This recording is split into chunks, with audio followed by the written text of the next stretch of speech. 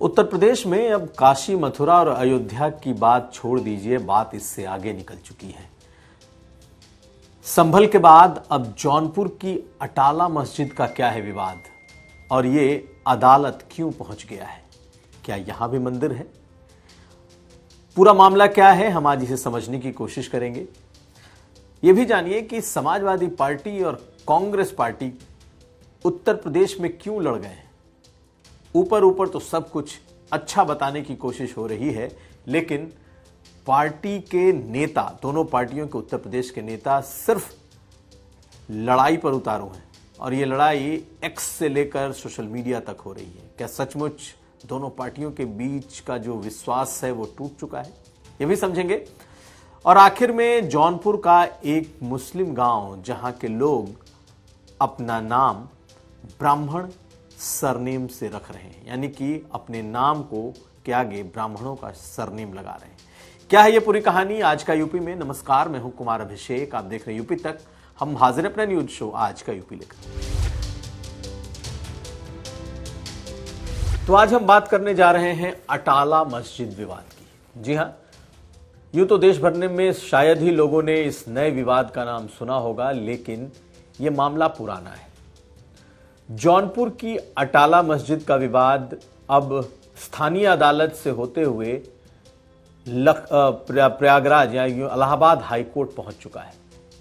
आज उस पर एक सुनवाई थी, क्योंकि हिंदू पक्ष के दावे को निचली अदालत ने तो मेंटेनेबल मान लिया, यानी कि सुनवाई योग्य मान लिया, क्योंकि हिंदू पक्ष की तरफ से दावा किया गया था कि ये जौनपुर की जो मुख्य मस्जिद है अटाला मस्जिद, हिंदू पक्ष का दावा था कि ये अटाला मस्जिद नहीं बल्कि अटाला देवी का मंदिर है और ये मंदिर 11वीं-12वीं शताब्दी का बना हुआ है, जबकि इसे तोड़ करके मस्जिद बनाई गई। यानी कि अगर उस लिहाज से भी देखा जाए तो लगभग 600 साल से ज्यादा हो चुके हैं।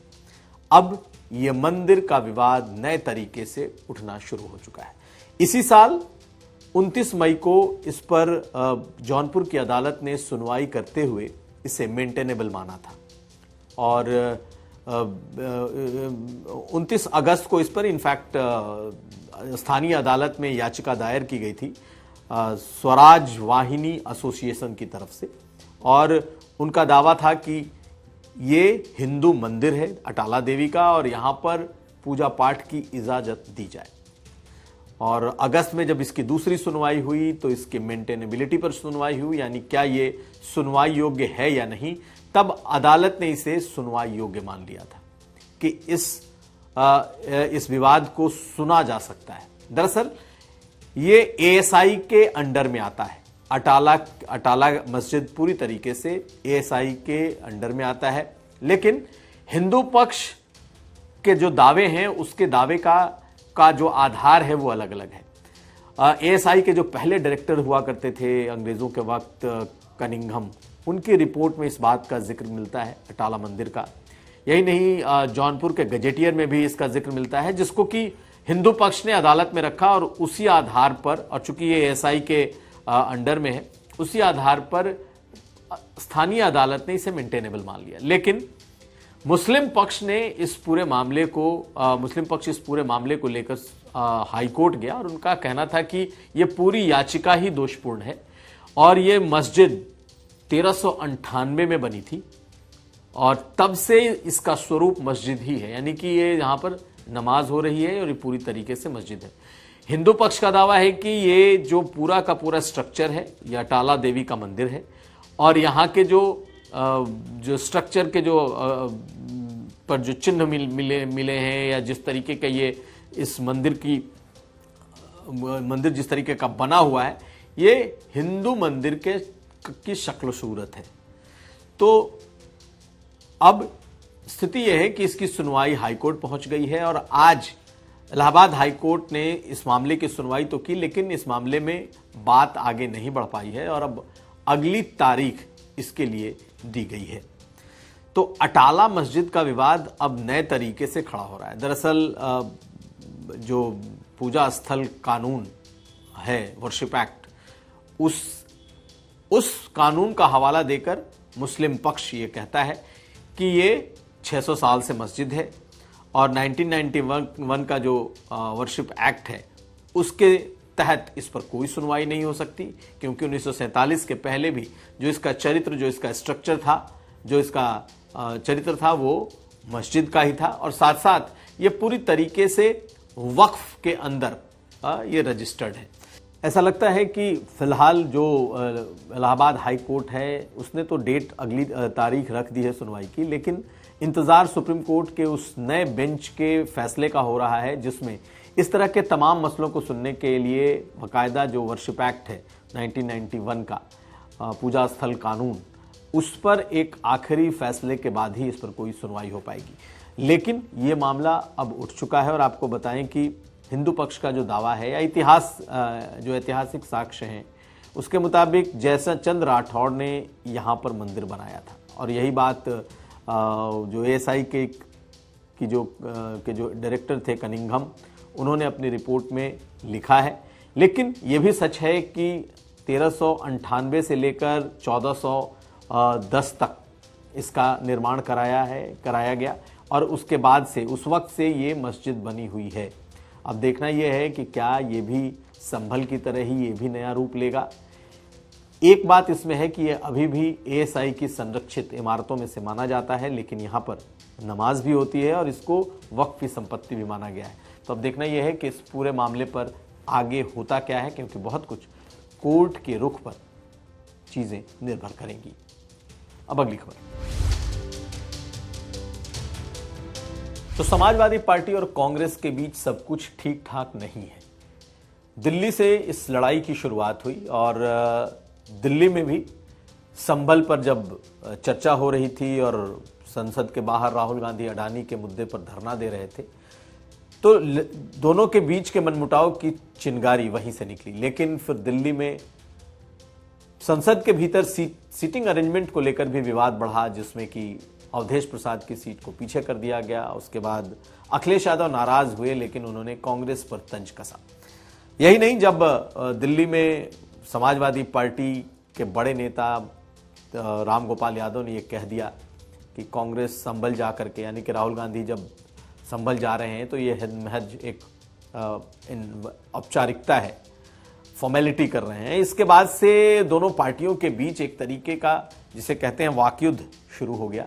और अब वाकयुद्ध कुछ इस स्तर पर पहुंच गया है कि दोनों पार्टियों के प्रवक्ता और नेता उत्तर प्रदेश में आपस में भिड़ गए।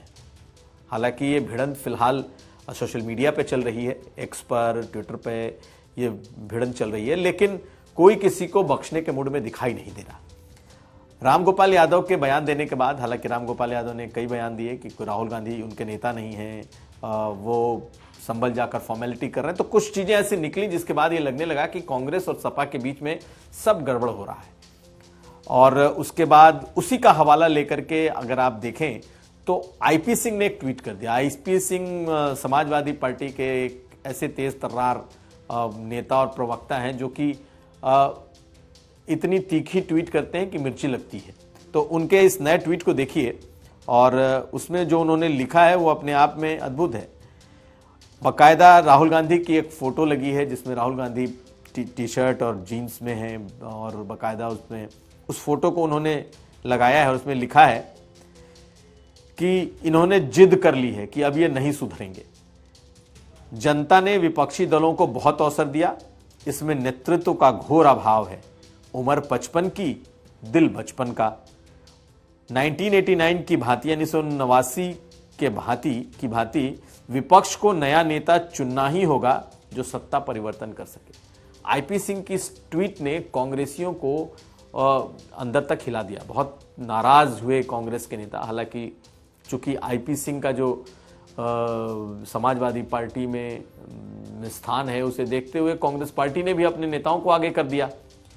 चूंकि बड़े नेता ने बहुत ज्यादा इस पर कोई अपनी टिप्पणी नहीं दी थी, लेकिन इस ट्वीट को, इस एक्स के पोस्ट को निश्चित तौर पर उसके संदर्भ में देखा जा रहा है जो ये आया है कि इंडिया गठबंधन का नेतृत्व ममता बनर्जी करें, और उसी संदर्भ में आईपी सिंह ने राहुल गांधी को टारगेट किया।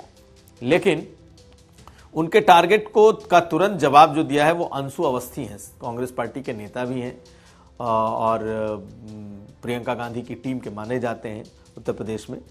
उन्होंने लिखा है कि आईपी सिंह जैसे लोग संघी मानसिकता छोड़ नहीं सकते। गांधी परिवार को गाली देना संघियों की पुरानी आदत है, ऐसे संघियों से होशियार रहें। समाजवादी पार्टी और अखिलेश यादव जी ये सपा में कल्याण सिंह और राजवीर सिंह की तरह हैं जो भाजपा में हिंदू मुसलमान का जहर उगलते रहते हैं। ये अंशु अवस्थी ने आईपी सिंह पर लिखा है। यही नहीं, आईपी सिंह की इस पोस्ट पर कांग्रेस पार्टी के जो दूसरे कांग्रेस के नेता हैं अनिल यादव, इन्होंने भी लिखा है। संभवतः उन्होंने आईपी सिंह के बारे में लिखा है, संभवतः यह समाजवादी पार्टी के प्रवक्ता हैं, संभवतः उन्होंने लिखा है, यानी उनको भी उतनी जानकारी शायद आईपी सिंह के बारे में नहीं है। और लिखते हैं, इनकी भाषा देखिए, समाजवादी पार्टी के मित्रों इसको समझाओ वरना हम समझाएंगे तो लखनऊ से लेकर आजमगढ़ तक इसे कहीं ठिकाना नहीं मिलेगा। लखनऊ से लेकर आजमगढ़ तक, जी हाँ, आजमगढ़ के रहने वाले हैं आईपी सिंह। तो ट्वीट पर अब कांग्रेस और सपा के जो नेता हैं उलझ नहीं रहे, लड़ भी नहीं रहे। ये ऐसे झगड़ रहे हैं, ऐसे हमले कर रहे हैं जैसे एक दूसरे के दुश्मन हो। ऐसे ट्वीट्स और ऐसी बातें तो भाजपा और सपा के नेता भी एक दूसरे के खिलाफ नहीं लिखते, ना ही कांग्रेस और बीजेपी में इस तरीके का ट्विटर वॉर इस तरीके के शब्दों का होता है। लेकिन आईपी सिंह पर तो सब टूट पड़े हैं। अब देखना यह है कि क्या सचमुच आईपी सिंह जो लिख रहे हैं ये समाजवादी पार्टी के भीतर की सोच है या फिर आईपी सिंह ने खुद से लिखा है। हालांकि दबी जुबान में पार्टी के नेता स्वीकार कर रहे हैं कि पार्टी के भीतर कांग्रेस को लेकर के एक नाराजगी है, लेकिन ऊपर से ये कहा जा रहा है कि सब कुछ ठीक हो जाएगा और अभी कोई चुनाव तो है नहीं। जब चुनाव आएगा तो दोबारा से गठबंधन की जब बात होगी तब दोनों दल आपस में देखेंगे, अभी इस तरह की बातें चलती रहेंगी। खैर, सपा और कांग्रेस में कोई गठबंधन टूटने नहीं जा रहा, लेकिन दोनों में ऐसी गांठ पड़ती हुई दिख रही है कि अगर ये लंबा चलता रहा तो शायद आने वाले वक्त में नुकसान होगा। वैसे भी नुकसान हो रहा है, लेकिन अभी एक चुनाव मिल्कीपुर का है जो अगले कुछ महीनों में ये चुनाव आएगा, और ऐसे ही कांग्रेस और सपा लड़ती रही तो फिर क्या होगा भगवान जाने। अगली खबर,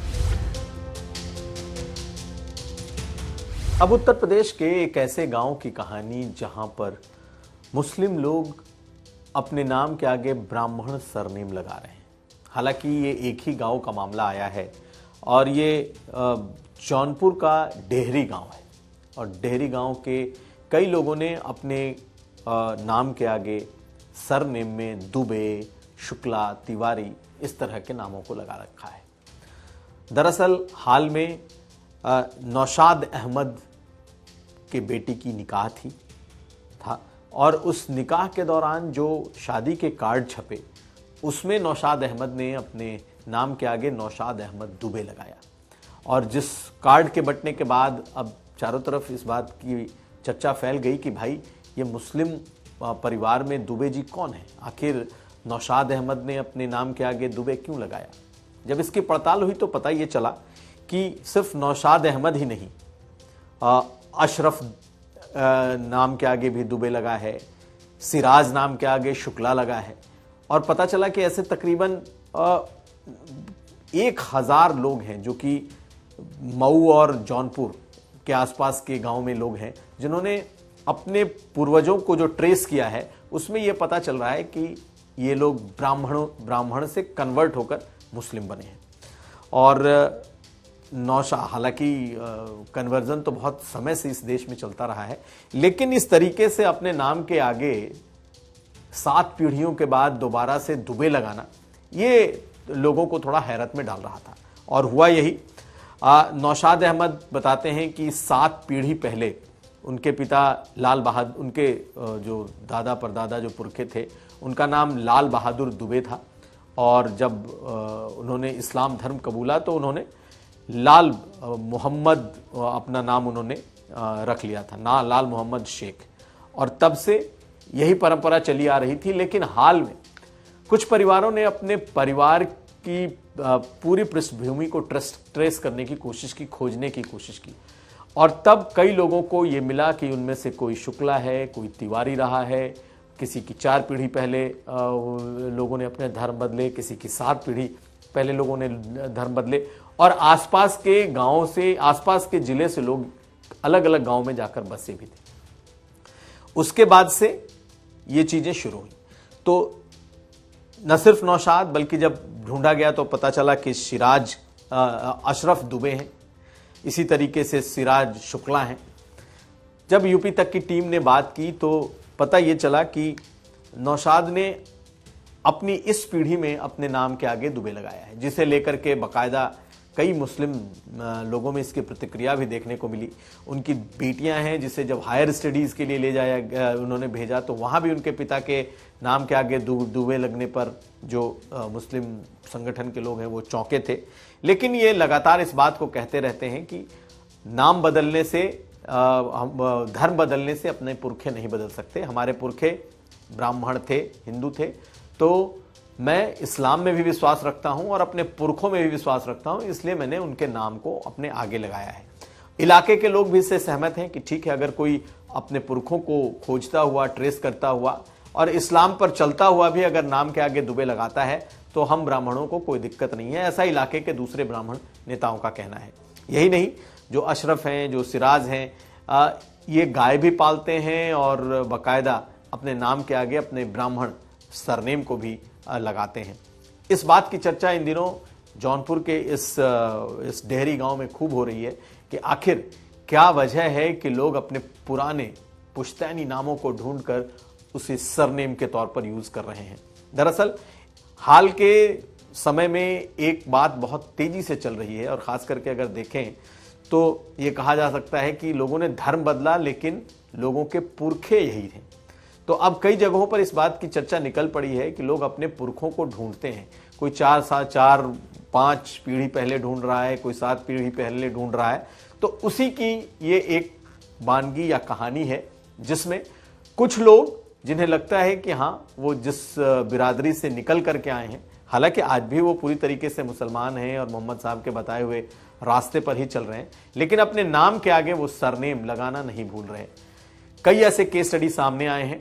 इसे लेकर इलाके में चाहे हिंदू हो या मुसलमान, कोई इसे लेकर कहीं कोई तनाव जैसी बात नहीं है। दोनों इस बात को स्वीकार कर रहे हैं कि अगर कोई अपना पुराना पुरखों का नाम इस्तेमाल करना चाह रहा है या सरनेम को इस्तेमाल करना चाह रहा है तो इसमें किसी को कोई परेशानी नहीं होनी चाहिए।